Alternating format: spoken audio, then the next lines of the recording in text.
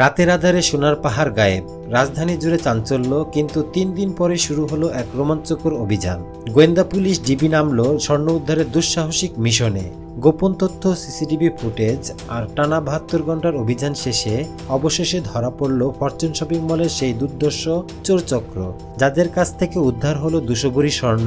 খড়ের গাদা ও মাটির নিচ থেকে বেরিয়ে এলো ফরচুন শপিং মলের চুরি যাওয়ার স্বর্ণ। এটা কি বাংলাদেশের সবচেয়ে সিনেমেটিক চুরির কাহিনী নয়?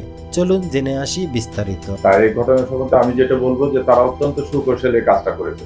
তারা প্রায় 3 মাস ব্যাপী এটা রেকি করছে। রেকি করার পর ঘটনার আগের দিন তারা আসছে মার্কেটে এসে মার্কেটের বাথরুমের জানলাতে একটা খুব চিকন সুতা বেঁধে রেখে গেছে। বেঁধে রেখে এই সুতাটা ইউলুক করে নিয়ে যে আমাদের ওই পিডব্লিউডি যে কোয়ার্টার আছে, কোয়ার্টারে ওখানে রেখে গেছে ওরা। এবং বাথরুমের ভিতর দুটো যে বোরকা আপনারা দেখলেন, এই বোরকা দুটো রেখে গেছে।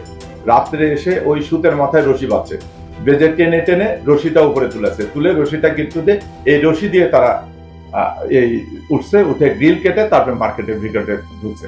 কৌশলটা কত কৌশল! রাজধানীর মালিবাগের ফরচুন শপিং মলের সম্পাদ জুয়েলার্সে 8 অক্টোবর রাতের অন্ধকারে ঘটে যায় এক রোমহর্ষক চুরির ঘটনা। 500 ভরি স্বর্ণ উধাও হয়ে যায় যেন জাদুর মতো। ঘটনার তদন্তে নামে ঢাকা মহানগর গোয়েন্দা পুলিশের ডিবি। শুরু হয় টানা অভিযান। চট্টগ্রাম থেকে বরিশাল, ফরিদপুর থেকে ঢাকা পর্যন্ত ছুটে বেড়ায় ডিবির 3টি টিম। আর অবশেষে রহস্যের জট খুলে যায়। গ্রেফতার হয় 4 দুর্ধর্ষ সদস্য: শাহিন মাতব্বর ওরফে শাহিন, নুরুল ইসলাম, উত্তম চন্দ্র সুর এবং অনিতা রায়। তদন্তে জানা যায় চক্রের মূল সমন্বয়কারী নুরুল ইসলাম মোটরসাইকেলে পুরো মার্কেট ঘুরে ঘুরে রেকি করত। আরও অবাক করার বিষয়, এই অপরাধে জড়িত একজনের স্ত্রীও সহযোগিতা করেছিলেন। প্রথমে চট্টগ্রাম থেকে শাহিন মাতব্বরকে গ্রেফতার করে ডিবি।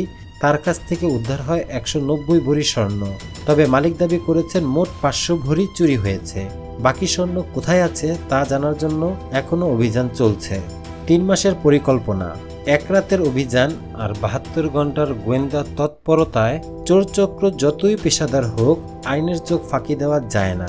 ডিবির হাতে ধরা পড়েছে অপরাধের মাস্টারমাইন্ড, উদ্ধার হয়েছে সোনার পাহাড়। কিন্তু প্রশ্ন একটাই, বাকি স্বর্ণ কোথায়? উত্তর জানতে চোখ রাখুন আমাদের চ্যানেলে। আমরা থাকব অপরাধের অন্ধকার ভেদ করে সত্যের সন্ধানে। Mohammad Shahjalal, trending news, Dhaka.